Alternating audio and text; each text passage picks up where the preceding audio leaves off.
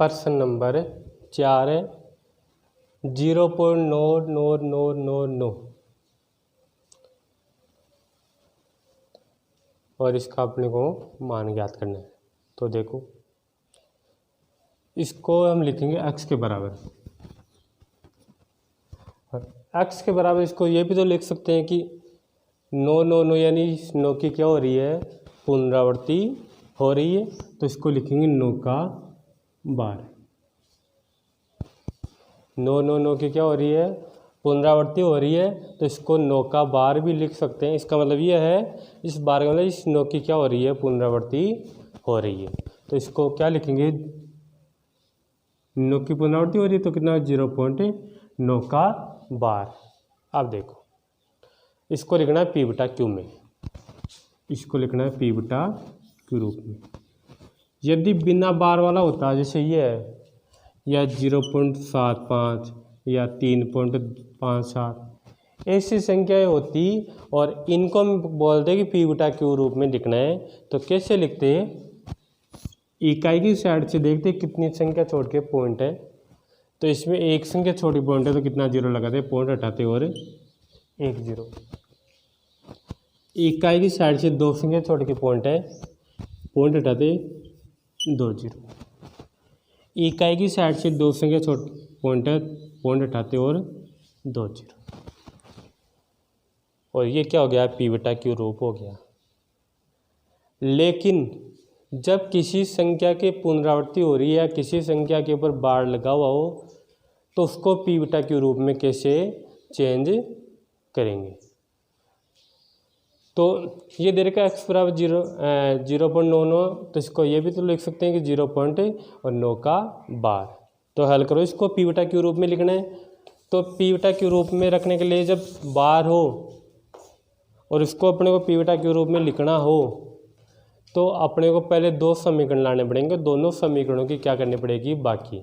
कैसे करेंगे, तो देखो x बराबर 0.9 का बार, यानी इसको कितनी भी बार लिख सकते हैं, इसको कितनी भी बार लिख सकते हैं। तो ये तो आ गया समीकरण 1। आगे देखो, आप ध्यान रखना अपने को क्या कि समीकरण 1 को अपने को गुणा करना है, समीकरण 1 को, और समीकरण 1 में भी कितने पक्ष है, 2, तो इसको भी गुणा करना है और इसी संख्या से इसको भी गुणा करना है। लेकिन गुणा करना कौन सी संख्या से है, तो उसका ध्यान रखना। यदि एक संख्या के ऊपर बार हो तब तो गुणा करना है 10 से, एक संख्या के ऊपर बार हो तब तो गुणा करना है कितने से, 10 से। यदि दो संख्या के ऊपर बार हो, जैसे ये आ जाता 0.353535, इसका मतलब ये होता है कि क्या लिखते हैं इसको 0.35 का बार, यानी 35 की क्या हो रही है, पुनरावृत्ति हो रही है, तो गुणा करते कितने से, 100 से। और 3 संख्या के ऊपर बार होता तब गुणा करते कितने से, 1000 से। तो इसमें एक संख्या के ऊपर बार था, 9 की हो रही पुनरावृत्ति, ठीक है। तो क्या करेंगे, दोनों पक्षों को कितने से गुणा करेंगे, एक संख्या के वो बार है तो 10 से गुणा करेंगे, दोनों पक्षों को 10 से गुणा करने पर। तो देखो गुणा करो, इसको भी 10 से गुणा करना है और इसको भी क्या करना है, 10 से गुणा। तो 10x को तो गुणा किया, कितना आ गया, 10x। इसको गुणा करो, तो गुणा करने का देखो सिंपल सा तरीका है, 10 से गुणा करना है, कितना 0 1, तो ये एक पॉइंट इस तरफ खिसक जाएगा। 100 से गुणा करना होता तो ये पॉइंट इस तरफ कितना सरक जाता, 2 संख्या। 1000 से गुणा करना होता तो ये पॉइंट कितना खिसक जाता, 3 संख्या। तो 10 से गुणा करना है, यानी ये पॉइंट एक संख्या आगे खिसक जाएगा, कहाँ पर आ जाएगा, यहाँ पर, और कितना होगा 9.99। ये हो गया समीकरण 2। अब मैंने ये बताया कितने समीकरण आएंगे, 2 समीकरण आएंगे।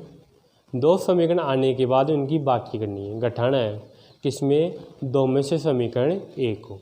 तो समीकरण 2 में से समीकरण 1 घटाने पर। तो देखो घटाना है, घटाओ। घटाएंगे कैसे? समीकरण 2 तो है 10x बराबर 9.999 और समीकरण है 1 बराबर 0.9999 बाकी करनी है। तो इसका तो पता चल गया कितना आएगा, 10 में से 1x किया तो 9x। इसमें ऊपर यहाँ तक ये संख्या तो नीचे भी यहीं तक लिखेंगे, पॉइंट के नीचे पॉइंट आना चाहिए। रो 0 0 ये आ गया 9। तो बाकी करने पर 10 में से 1x किया 9x और इनकी बाकी करने पर कितना आएगा? 9 आएगा। x का मान ज्ञात करो। x बराबर 9/9 बराबर कितना आ गया? 1। तो ये पूछा इसको पी बटा क्यू रूप में लिखना है, तो पी बटा क्यू रूप क्या आ गया? 9/9 या भाग देने पर है 1। अब आप बोलो कि 1 को लिख सकते हो क्या? तो 1 नीचे 1 लगा लो, कोई फर्क नहीं पड़ेगा। तो पी बटा रूप क्या हो गया इसका? 1/1 हो गया।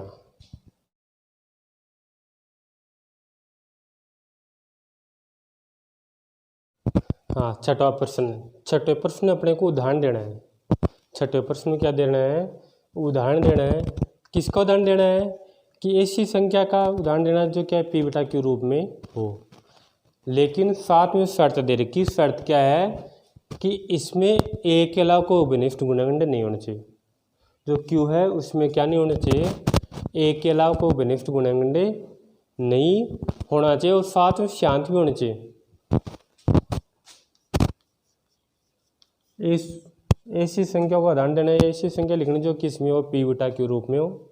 लेकिन शर्त यह है कि हर में या क्यू का रूप, क्यू का मान अभाज्य संख्या होनी चाहिए। कैसे? किसमें दे रखा है? एक के अलावा कोई उभयनिष्ठ गुणनखंड नहीं होना चाहिए। और क्या दे रखा है? और वो संख्या क्या होनी चाहिए? शांत भी होनी चाहिए। तो ऐसी संख्याओं का अपने को उदाहरण देना है। तो कोई भी संख्या उदाहरण दे सकते हैं। जैसे दे दिया 7/10। अब देखो ये सही है क्या? शांत है या नहीं है? तो ये शांत है या अशांत? एक तरीका तो भाग देकर, तो भाग दे लो। कितना आएगा? 0.7। पूरा जा रहा है। शेषफल कितना आएगा? 0। इसको लो, ये तो शांत है, ये तो पता चल गया शांत है। साथ में एक शर्त और दे रखी है, क्यू का मान क्या होना चाहिए? उभयनिष्ठ गुणनखंड एक के अलावा कुछ भी नहीं होना चाहिए। तो 10 के गुणनखंड करो, कितना आएगा? 2 और 5। तो एक के अलावा उभयनिष्ठ गुणनखंड भी नहीं है और साथ में शांत भी है। जैसे ज़्यादा नहीं, 75/100 कर लो।